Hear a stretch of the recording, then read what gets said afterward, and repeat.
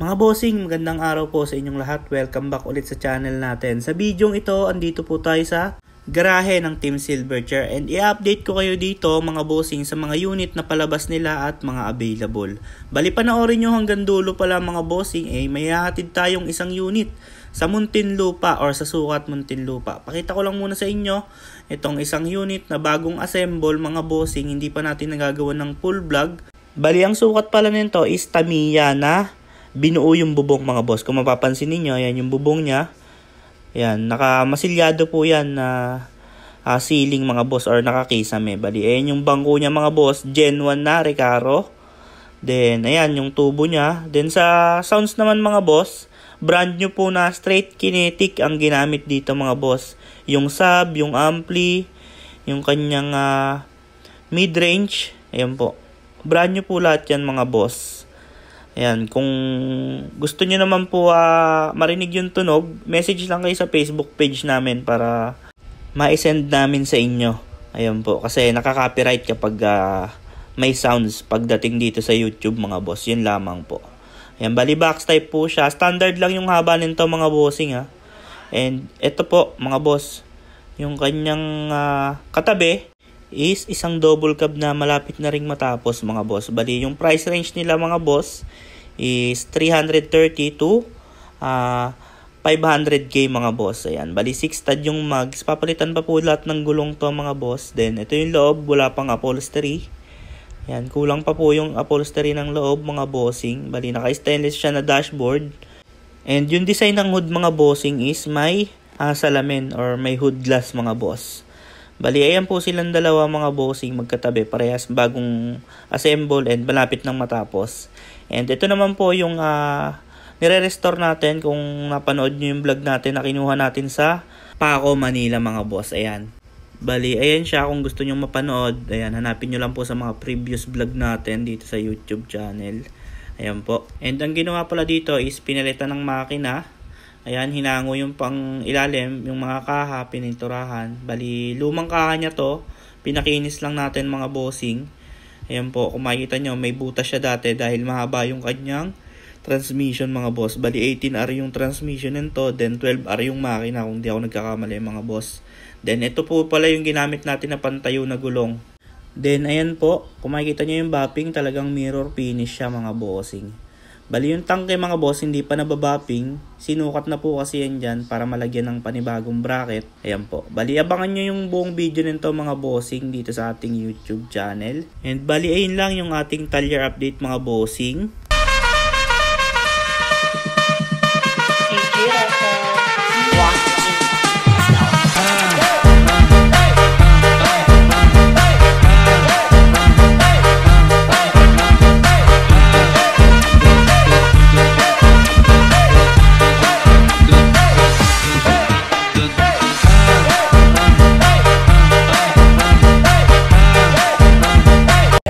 Bali tayo yung driver nito and ayan, syempre naka-racing seat. Ayan, naka-racing seat belt din dapat mga boss. Bali kasama natin si Kuya Donnie. Yan, ayan ang lagi natin kasama sa talyer mga bossing. Napakahusay niyan maggawa ng owner. And ito na nga mga bossing, paalis na tayo. Ayan po, bali dito tayo sa likod dadaan mga bossing dahil pa-south ang biyahe natin ngayon mga boss. And kung makikita ninyo, kinabit po natin lahat ng trapal mga bossing. Bali removable po lahat yun mga boss. Yung trapal na nakakabit dito. Papagas nga muna tayo mga boss dito sa may Petron, sa malapit sa City Hall. Bali ayan nga mga boss, magpapagas muna tayo dito sa may Petron. Dito to mga bossing, malapit sa City Hall ng Imus. Yung bagong City Hall ng Imus. Ayan, dito tayo nagpagas dahil ladaan tayo sa likod mga boss, kasi pag nag highway tayo is matraffic. Kasama ngayon natin is si Kuya Donnie. Yan yung isang chief mechanic din natin sa talyer mga boss. Bali ganito nga siya mga boss, pag sinusi mo ayun o, kusang nabukas yung side mirror nya, then double po yung kanyang mismo susian. Pwede nyo siya ditong push start, ayun o. Backlight naman din. Ayan yung kanyang mga gauge.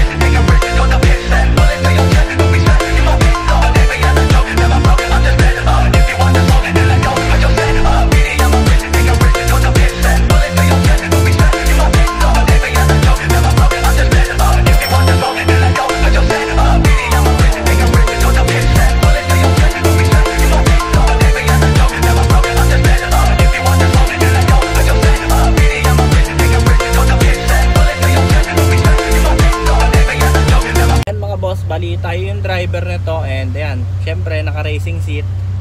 Ayan, naka-racing seat belt din dapat mga boss. Bali kasama natin si Kuya Donnie. Kuya Donnie, yan, ayan ang lagi natin kasama sa talyer mga bossing. Napakahusay niyan maggawa ng owner. Ayan po, bali tayo yung driver nito, and may ka-convoy tayo, nauna na. And malapit lang naman yung didelibera natin mga bossing, Muntinlupa. Sukat Muntinlupa lang naman. And ayan, green light na, let's go. And ayan nga mga bossing, nandito na tayo sa Ibiya mga boss. Kung alam nyo tong daan na to, ito is puro ahon mga boss yung kalsada dito. And ayan, chinek natin lahat ng gauge, accurate naman po lahat, normal naman po lahat. Ayan po. Bali dito pala tayo mga boss dadaan sa MCX or ang Muntinlupa Cavite Expressway mga bossing. And hindi na tayo pipila ng RFID dahil nakabitan na pala to nung isang araw, hindi na natin na-videohan. Pero na itong ID mga boss, kaya hindi na tayo pipila ng cash or magpapa-install. Ayan po, ayan o. Welcome to MCX. Bali ito mga bossing, papasok na tayo ng toll gate.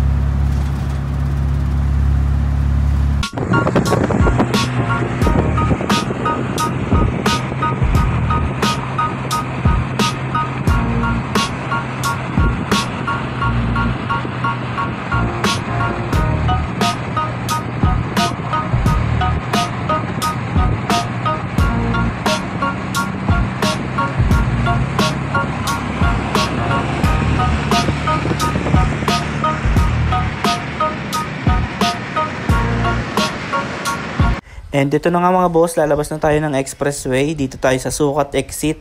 Lalabas mga boss. Bali, malapit lang naman itong pinagdelibera natin ng to mga boss. Basic na basic lang sa atin to. Ayan, bali. Ayan, fast forward mga boss.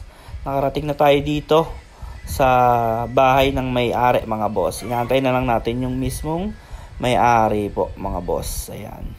Bali itong unit na to or yung lugar na to mga bossing, kung matatandaan nyo, meron tayo ditong kinuhang unit mga bossing na i-restore natin. Ngayon, yung kapatid po nung may-ari is nag-avail ng unit. And ito mga bossing, igagarahe na pala yan dito sa garahe ng kapatid ng may-ari. Bali hindi po pala dito yan igagarahe mga bossing. Kasi dito lang yung landmark na binigay sa atin, kaya dito natin siya inihatid mga boss. Bali sila na ang mag-uwi niyan sa mismong bahay nila mga boss. Dito lang ipaparada ngayon.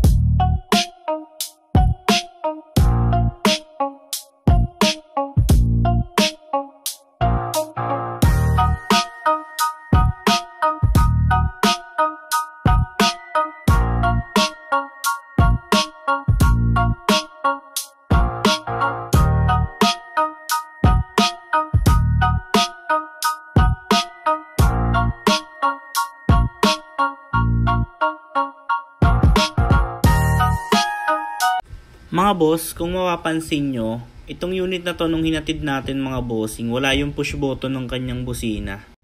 At dahil yung may-ari yung umorder ng pinaka manibela nito or yung quick release, ayan, dito na po kinabit yung pinaka push button niya mga bossing. Ayan, and nakagarahe na po pala to mga bossing. Dumating na rin yung may-ari, and ayan, saktong-sakto, naghain ng pagkain, then konting banding mga bossing. And ayan, ikakabit lang naman po dito to mga bossing yung manibela or yung steering wheel nito. And pagkatapos nga po mag-garahe, kumain muna kami. Then ito mga bossing, uminom ng konti mga bossing pampagana. And sila pala yung mga kasama natin mga boss, si Boss Randy, si Boss Dennis, ayan, si Ate Iset, and si Kuya Rick mga boss, tsaka si Kuya Donnie at ako mga boss, yung naghatid dito. And pagkatapos nga nyan mga bossing, nagpa-picture na kami kay Kuya Rick at kay Ate Iset mga boss, din sa anak ni Kuya Rick. Bali, bago matapos yung video ito mga bossing, nais ko po munang magpasalamat sa pag-avail nila ng unit sa atin mga bossing. And sa mga nanonood at sumusubaybay sa atin, maraming salamat din po sa inyong lahat. Kung gusto nyo rin po ng quality na owner type jeep mga bossing, tumawag lang po kayo sa number na ipipin namin sa screen, and ipipin ko rin po yung Facebook page namin para madali nyo kaming makontak at makausap. And sa gusto mapanood yung full review ng video ito, uploaded na rin po dito sa ating YouTube channel, pakihanap nyo na lang. And ayun lang mga bossing, bago nyo lisanin yung video ito, huwag nyo kalimutang i-click ang subscribe button at i-on ang notification bell para lagi kayong updated sa mga video na ilalabas namin tungkol sa owner type jeep.